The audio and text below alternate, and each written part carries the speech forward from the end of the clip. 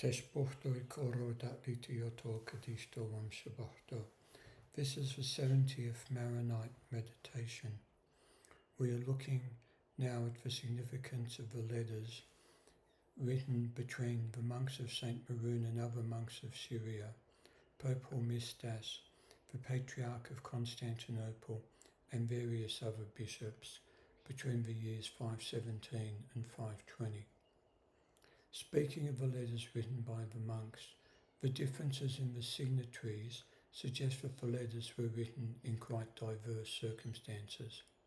That is, to explain why some monasteries were represented in some letters but not others, we might think in terms of the monastery of St Maroun having the idea and perhaps draft of a letter and organising monks from certain monasteries to be present to sign it. Were it simply a question of writing a letter and then obtaining the consent of abbots, archimandrites and other clergy to affix their names, we would expect entire consistency. But that is not what we see. I suspect then that what happened was that the monks of the monastery of St Maroun organised a session at which a number of monks and clergy met, and they signed an actual physical document in front of them. They doubtless also had input into it. This could explain why the terms of the letters, like the names of the signatories, show overlap but are not identical. It seems that up to 40 monasteries were under or somehow dependent upon the monastery of St Maroun, so it is not surprising that they could not all meet at once. The next important question, why were there more than 350 monks travelling in one direction together? We know it was for a meeting with Bishop Peter to try to resolve the Christological controversy, or at least to reach an agreement which enabled them to live in harmony. But 350? We would be helped by knowing first how many monks there were in Syria, but that information is forever lost. Yet there must have been a great many, for even the number of signatories to these letters is by today's standards quite immense. Perhaps they were coming in such numbers to show how significant their united voices were. That is, they were aiming to make an impression on Patriarch Severus and on Peter. If the entire event was carefully thought through by Peter and his co-conspirators, then they probably expected a great number of monks would attend. They would have taken steps to ensure that. We don't know, however, whether or not they would have been surprised to find that their plan succeeded so well as to attract more than 350. For remember, not all the attendees were slain. The monks were almost certainly not armed, for it is described as an outright slaughter. Had they had weapons, they could have offered self-defence. The Isaurians who featured in the attack were wild and warlike people from present-day Turkey, who had been subjugated by the Romans and were under the religious authority of the Bishop of Antioch, but never lost their aggressive style.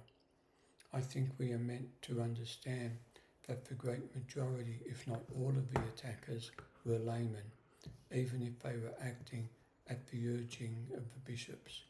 Although there is some reference to certain monks taking a role or being suspected of taking a role.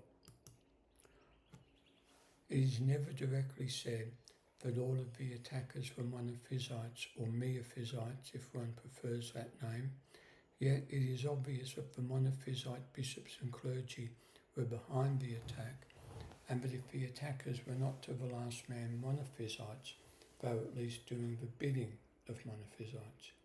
Incidentally, Musa is for once almost correct when he states of the letter to Pope Hormisdas that the letter implies that the monks were Chalcedonians and that Severus of Antioch killed them because he was the enemy of the Council of Chalcedon. I say almost correct because it does not imply that the monks were Chalcedonians and Severus against Chalcedon. It unambiguously states it. Now, The Emperor Anastasius I, 491 to 518, who was Monophysite, is reported by the monks to have taken no action on their behalf or to bring the ambushes to justice. When Justin I came to the throne, he replaced Severus of Antioch with the Chalcedonian believer Paul, 519 to 521. This Patriarch of Antioch was so pro-Chalcedon that he used an army. The Monophysites called him the Jew, and the emperor deposed him and replaced him. But from this time, the See of Antioch most often had two bishops, one a Chalcedonian and the other not. Now, the letters were written between 517 and 536. The theological background to the disputes referred to in them is the controversies over the nature of Christ that had been boiling for over 200 years. The work of the Councils of Nicaea, 325, and Constantinople, 381, is well known from the Creed, we believe in one God. The most controversial issue here seems to have been the relation of God the Father to God the Son. Hence, it might help us to call to mind what was important about the Council of Nicaea by the phrase homoousios, that is, one in being or consubstantial. But although the West was henceforth pretty much at peace on these issues until after the Reformation of the 16th century, in the East these councils did not definitively settle even the issues which had been raised at Nicaea. The Council of Ephesus in 431, which dealt with these questions, resulted in the establishment of a separate church then known as the Nestorian, now called the Church of the East. Then came the Council of Chalcedon. From the letter of the monks to Pope Hormisdas, we learn that the monks are Chalcedonian, that is, they accept the teachings of the Council of Chalcedon on the person of Christ and the teaching of Pope Leo. Now, Pope Leo's contribution to the Christological debates is embodied in a document known as his tome and in the decisions of the Council itself. Kelly describes the tome as a text which reflects and codifies with masterly precision the ideas of his, that is, Leo's, predecessors. It teaches that the person of the God-man is identical with that of the divine word. Leo included with this the doctrines we hold today, e.g., that although Jesus was made man, yet he retained the omnipotence of the Word, he descended from his throne in heaven, but never lost his glory. Then the divine and human natures coexist in this one person without mixture or confusion. Third, the two natures, divine and human, retained separate principles of operation, although they always act in concert with one another, leading to the formula, each form accomplishes in concert with the other what is appropriate to it, the Word performing what belongs to the Word, and the flesh carrying out what belongs to the flesh. As Kelly puts it, the beauty of this was that the chief positions of the Orthodox Church in the East were upheld, even if much was left unsaid. One will recognise at once how important this doctrine was for the Maronite liturgy when one learns that Pope Leo said, "It is one and the same God who exists in both natures, taking what is ours to himself without losing what is his own." This is very reminiscent of the prayer just before the great elevation of the chalice and the host. Now, although this teaching of two natures was not in favour of the Roman Emperor Theodosius, he died in 450 and was replaced by the Emperor Marcian, who together with his wife Pulcheria did favour these orthodox teachings. I think it's fair to say that the difference between this position and the Monophysite doctrine could be summarised as the difference between saying that the Lord had two natures and saying that he had one. Now, there was an attempt to bridge the two positions, by saying that whether or not the Lord had one nature only or two, he certainly had but one will, and that is what counts. But this evades rather than deals with the issue, and it was not sufficient for these fierce disputants. It was quite arguable from what St Leo had written that the Lord had to have two wills, although they worked in concert, that is, in harmony, always moving together. However, the tome did not specifically refer to the question of the Lord's will, and it could be held that the acting in concert was guaranteed only by the Lord's one united will. In the end, it may come down to a simple question of what is meant by a will. Otherwise, on what principle did the two natures work together? I should add that the questions raised here are complicated not only by vagueness as to what a will might be. I mean, it can't be identified the way that the biceps muscles can, but by the words nature and person, because in whatever language they are translated, they have a certain vagueness. What do we really know about the nature and person of the Lord, and how could we prove it? The more you descend into details, the harder it is to be certain. Further, there's reason to believe that the meanings of these words in Syriac, Latin and Greek possessed unique nuances not present in the other two. Now, it's clear from the first letter, the one to Pope Hormisdas, that the monks of the monastery of St Maroun held to the position of St Leo and the Council of Chalcedon. But there's another issue at play here. After Chalcedon, a schism between Rome and Constantinople had broken out. While at Rome, they held fast to the teaching of Nicaea. In the East, there was concern to at least appease, that is, to pacify, soothe, make concessions to the Monophysite faction. These were supported by Acacius, the Patriarch of Constantinople, 472 to 489. It's sufficient to know that the Emperor and Patriarch of Constantinople were trying, with a document called the Henoticon, or Act of Unity, to avoid dealing with the issues raised at Chalcedon. It did not work, but until the Emperor Justin I came to the throne in 519 and reversed position, the churches of Rome and Constantinople were separated. The monks who signed the letter to Pope Hormisdas in 517, while Constantinople was still Acacian, condemned Acacius, but if the reply by Pope Hormisdas has been properly understood, he may have considered them to have been on Acacius' side.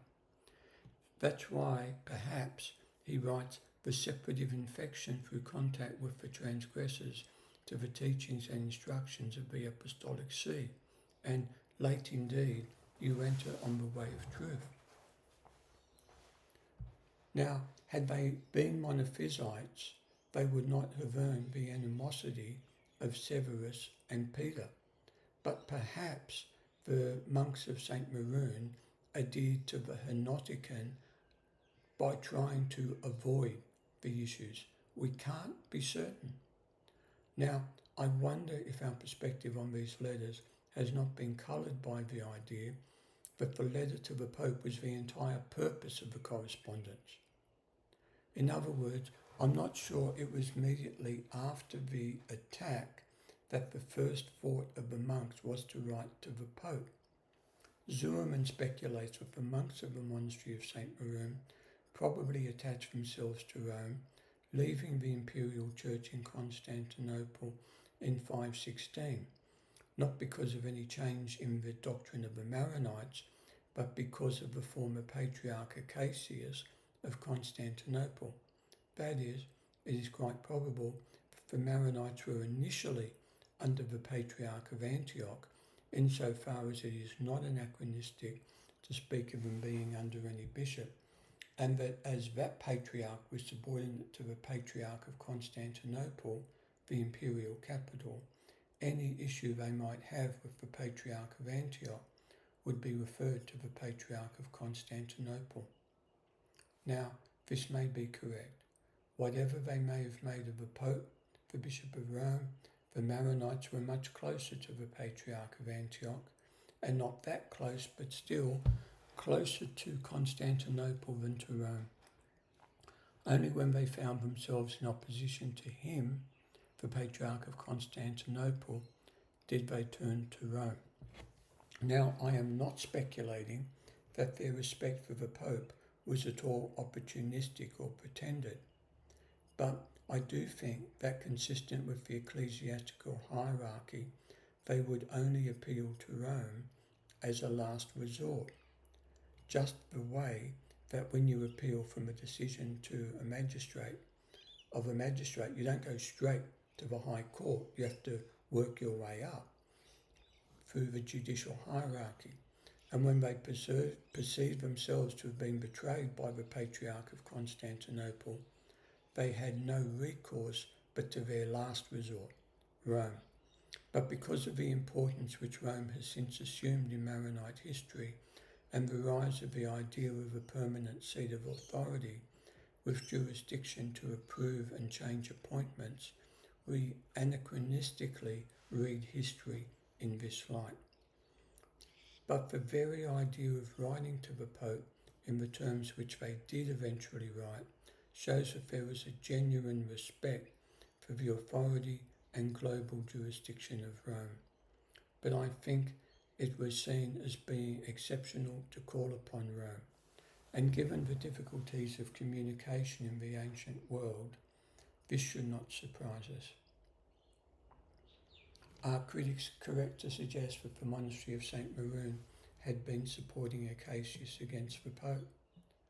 Perhaps, and yet I do not think that would have been utterly unjustified.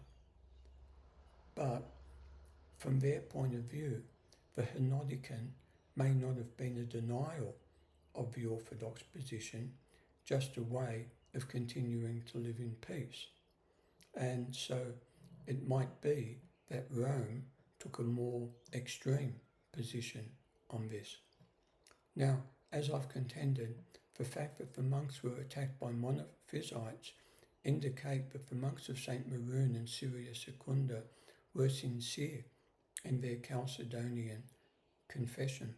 So I suspect that these monks had not broken with Chalcedon, but neither had they wished to argue with Acacius, the Patriarch of Constantinople, and were trying to preserve the peace. Then, as Zuriman points out, before turning to the Pope, two brothers, John and Sergius Sarkis, were given the task of sending the news first to Constantinople so that the criminals who had launched the massacre might be punished. But the brothers were not received. The monks therefore wrote to Rome. Zuriman thinks that only after they were refused at Constantinople and saw that Constantinople was supporting Severus, did they see they could not remain in communion with Constantinople and so return to Rome. As I've said, I don't see this so much as a return, but I suspect that Zuriman is basically correct and that Rome would have required of them that they abjure, that is, forsake Acacius as being a heretic, whereas they would have seen Acacius as trying to get along simply by being silent about a matter where he did not think he could succeed.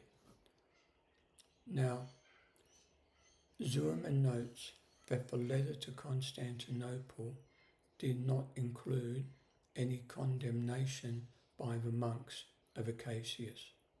This is particularly significant because the letter to Constantinople was written after the letter to Pope Hormisdas. Zuriman concludes that the monks of the monastery of St Maroun and their colleagues looked to Rome as the guarantor of orthodoxy. But we don't know what other steps they took. All we know is that they approached some authorities in 517 and 518, and I will briefly note that the role played in Constantinople by Pope Acacius less than 20 years later shows that the monks may well have been correct. The surviving letter from the monks of Apamea to their bishops could look lonely as the result of an accident of history, nothing more. For example, did John and Sergius not take a letter to the emperor? I suspect they did, but we don't know. Had there been letters to the civil authorities in Antioch? I suspect there were, but we don't know. If one thing stands out, it's that we do not know some very important facts. We only have glimpses into this obscure period. Tespurto ikoro tatletioto, kadisto om subarto.